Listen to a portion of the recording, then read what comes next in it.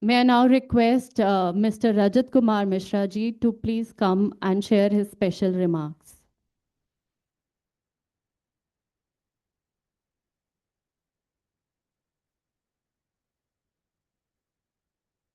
Respected dignitaries, esteemed scientists, the thinkers, and representatives of from some industries, and friends. At the outset, I must admit that I wanted to sit through this deliberation, and I mean it. But since some special assignments are there close to the budget and all the discussions that we have to do, so I beg pardon for that. But speaking in this group dominated by the scientists and the thinkers, and with huge amount of data, analytical, interesting, and frightening. All these things give a different kind of feeling to us in the government. There are many things which remain outside the realm of research, and there are many things which the policy making miss from time to time. There must be some reasons, some, I would say, pressing needs, which goes with the approach that government has, that the farmers first. But before going into that, I will not speak much because I wanted to have all the deliberations in writing, if possible, the copy of the presentation that just I saw.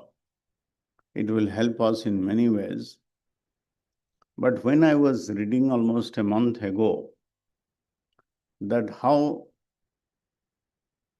Fritz Haber, who invented the inorganic process of producing the urea, and when he got the Nobel Prize in 1918, many scientists did not participate in that function because of his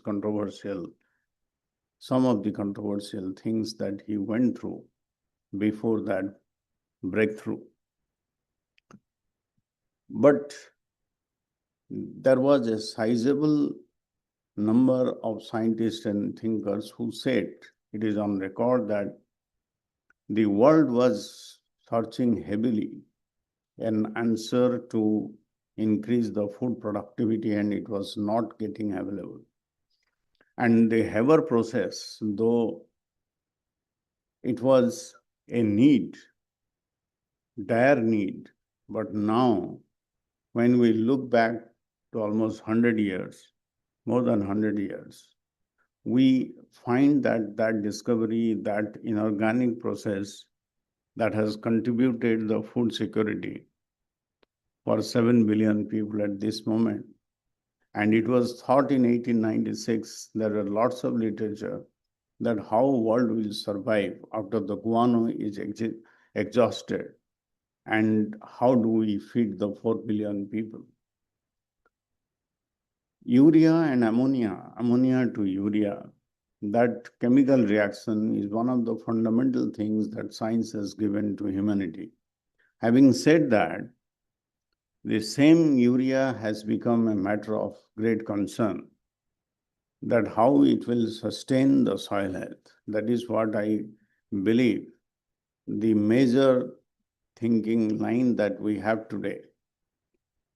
And since I have worked in this sector for the last 2.5 years, and we have seen how urea plays across India and how it influences the common farmers in so many dimensions, that I realize that there is a territory which is so sensitive and the path is so, I would say, touchy in terms of the coexistence of economy and at the same time a small farmer's family with dignity.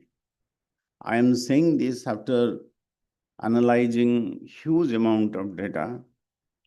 And as you know, we are producing almost 330 million tons of food grains in a year and 350 million tons of the horticulture and orchards all taken together. There are commercial crops also. And 50% of the total nutrition in the soil is taken away by the food grains alone. And what is the amount? Roughly 100 million tons of nutrients is actually used by our food production, which gives us the food security, the buffer, and at the same time exportable surplus. And urea plays the maximum role in this from an administrator's point of view. When I analyze the data that how urea is consumed in this country, that it was really a surprise when we went into details, because we have the system by which we come to know that in which country of India at this moment, how many farmers, how many buyers, they have bought what kind of fertilizer. It is so detailed and so instantaneous, real time, that we take decisions about the movement, about the storage, about the purchase plan, the production plan, everything is connected to this integrated system. And when we analyze last year's data, 24-25, 65% of our farmers, the median value of their purchase is 5 to 7 bags in a whole year of urea. 5 to 7 bags. 35% of the farmers, they take the maximum load of the fertilizer, and 65% they are not huge users of urea. But having said that, when you see the land holdings, it is so fragmented now. The land holdings are so small, and a farmer is depending for his livelihood, for his aspiration, for children, for education, for health, everything is coming from that small piece of land. So there is no scope for reasonability. That is my personal opinion. That how much I can get out of this land, and urea and less amount of DAP, even lesser amount of potash, and today yes, tomorrow not, that kind of NPK. That gives us a kind of comfort to the family that they have done the best to ensure the best production from that small piece of land. 93% of UP's farmers come under marginal and small category. So when the limited resource to buy the fertilizer, the farmer goes to the market, then the DAP and MOP being very much costlier than urea, that gets affected in terms of purchase decision. Though they understand that P is required and potash is required, but that there is a conflict. And when we talk about policy directions and NBS in urea, it has to be there. There is no debate on that. Niti Aayog is saying that for last so many years. But when you analyze that if I bring NBS today in urea, the urea bag will cost 2,200 to 2,300 rupees per bag, 45 kg. And it will depend upon the volatility of the situation in the global market in terms of gas availability. So is it affordable? Will it be really used? That the debate is endless. But I'll give you an example that if we get the AgriStack and if we connect to IFMS, the land, the crop, and the fertilizer with the optimum usage as recommended by agriculture, all these things can very easily be integrated. Once we do that, and if the farmer is coming and having a demand which is much imbalanced, that can be corrected by counseling and also by the system. Haryana has done an experiment which is using huge amount of nutrition, very advanced agriculture, and in 4 months, less than 4 months time, when the land and crop, they got connected, there is a saving in comparison to last season. Almost 1,02,000 tons of urea in 4 months and 72,000 tons of DAP. Not a single murmur from anywhere. Technology is the solution. That the first step that I feel is most important is the support of the community, the farming community, to come forward and decide that yes, my need is this much. Price, okay, that debate may go on for some time, but time is coming, no doubt. But first of all, let's fix the quantum, the logical connection between the land and the fertilizer, and with what kind of crops. If that is achieved, and that is going to be achieved through the technology, that will definitely help in eradicating that who is the farmer. Farmer has to be defined. Farmer, the co-tenant, they will be placed in one bracket because that is the reality. The landholder is not cultivating. That is another dimension of our changing society. 60% of the land, according to our estimate, though it is not our domain in fertilizer, that is the co-tenant or the shareholder or the bataidar is coming to the fertilizer shop to purchase fertilizer. So we have to accommodate all these diversities so that there is no friction.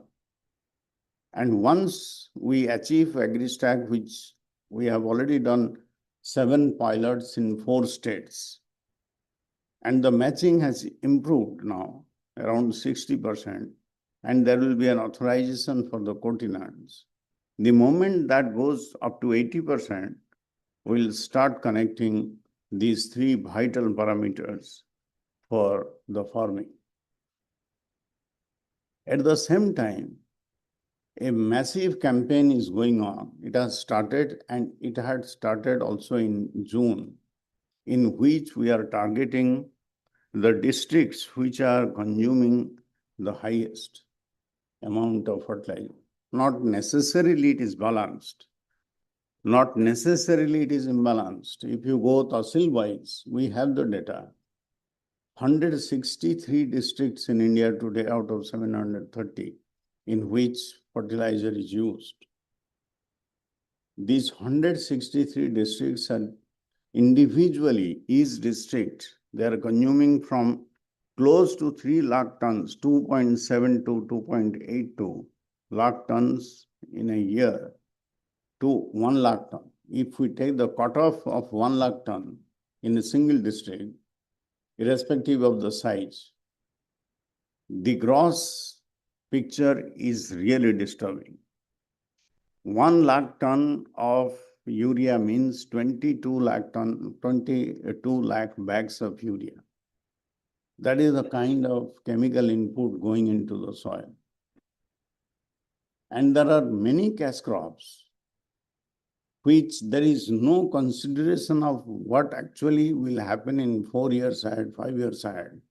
I have interacted with the best of the farmers. They know everything better than me 10 times, but economics prevail. The cost of pesticide, if you look at that, and the pesticide, the amount that is being used, that is another burden on which the productivity has to be continued. Whether it is capsicum, the red chili in the state of Andhra Pradesh, or sugarcane, now sugarcane in Karnataka. The stories told by the directors in the meeting, it only reflects the kind of economical consideration that is actually neutralizing all kinds of debate, but that is not good. We, as the secretary of this department, we look forward to ICRIER, the KBK network, the field staff of agriculture department, because we do not have any field formation. If we do not arrest this trend, then sustainability of agriculture, we cannot talk about it even today with any time frame. One district I remember, I will not name the district. In South India, one of the finest district in terms of food basket, not from now, from the days of Cholas.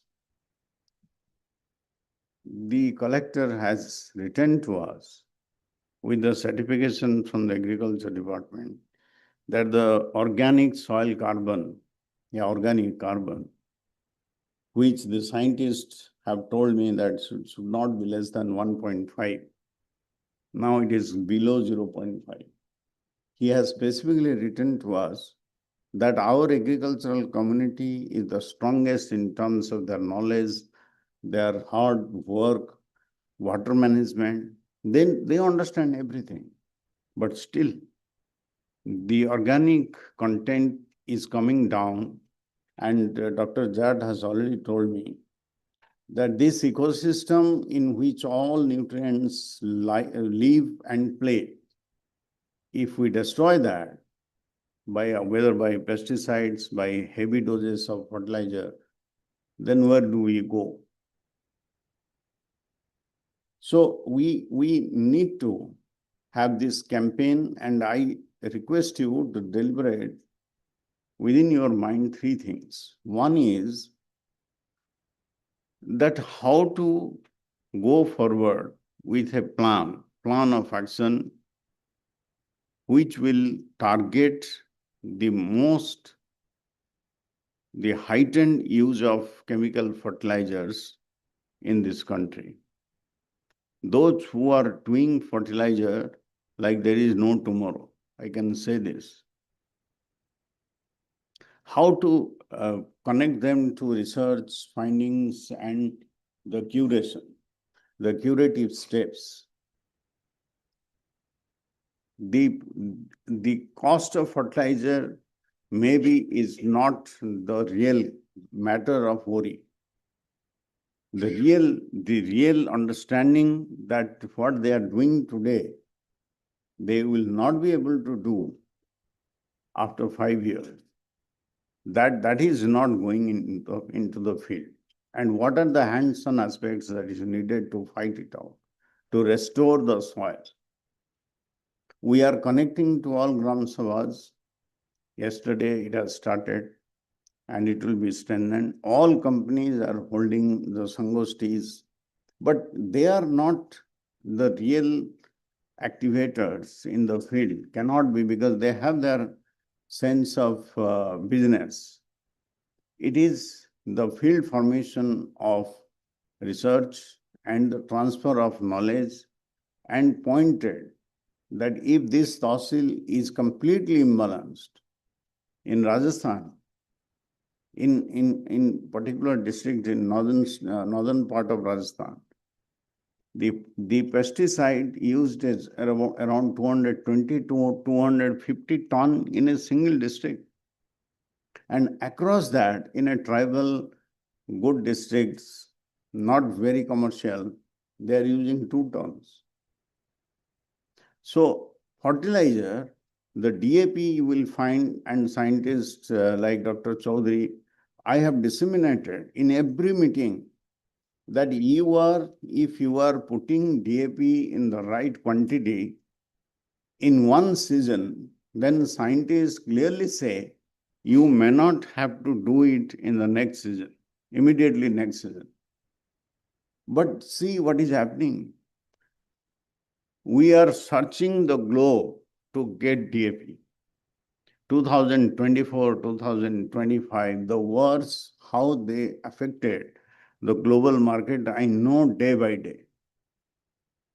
Ammonia pipelines, if they are bombed, if the gas pipelines are bombed, the jetty on the Black Sea is bombed, if that happens, then how do you get the Red Sea, which is persisting as an absolute fettering sore from 24 January till today, it is not functional. We are getting our ships 6,000 kilometers of additional wires with 3 times cost in freight and insurance. So sourcing the fertilizer is such a big thing now. Can you believe this figure which I am going to say? We have 143 crore people in this country, 1.43 billion. And the fertilizer bags we supply in a year is 150 to 179 crore bags.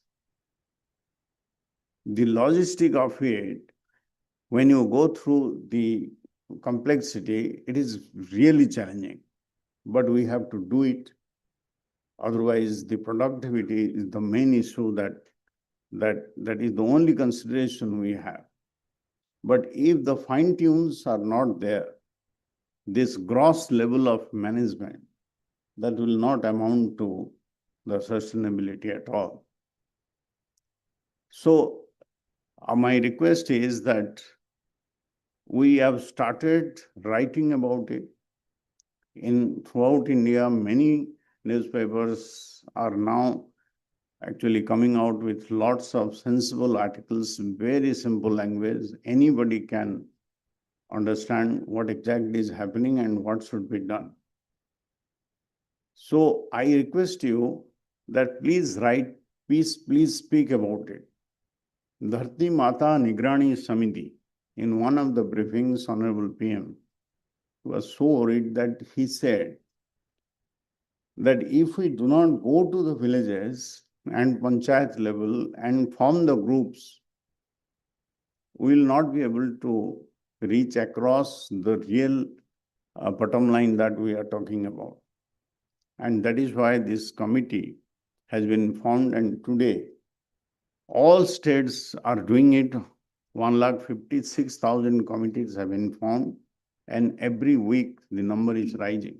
And we are going to connect them through a system in which we'll continuously tell them that what you are doing for your family is fine, we understand.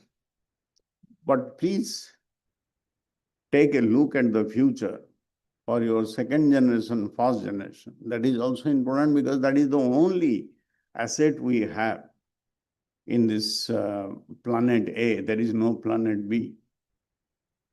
And if you ask me that agriculture research, fertilizer, organic fertilizer, all kinds of soil inputs, 1,000 years from now, will it be invalidated? Every department will change. Jokingly, I'm saying. The telecom department, which was there in 1970s, is not now in that shape. But today, when we are talking in Habitat Center, 1,000 years from now, the same issue will be there because you cannot eat plastic rice. It has to be organic. The nature has to produce it. And if the layer is lost, then everything is lost. So this is a huge opportunity. And the leadership of the government is so committed to it that we must make our farmers aware, and then policy will follow. Farmers first. That is what is the underlying approach. So in this campaign which we are taking forward, if you join hands with us, please come and do it.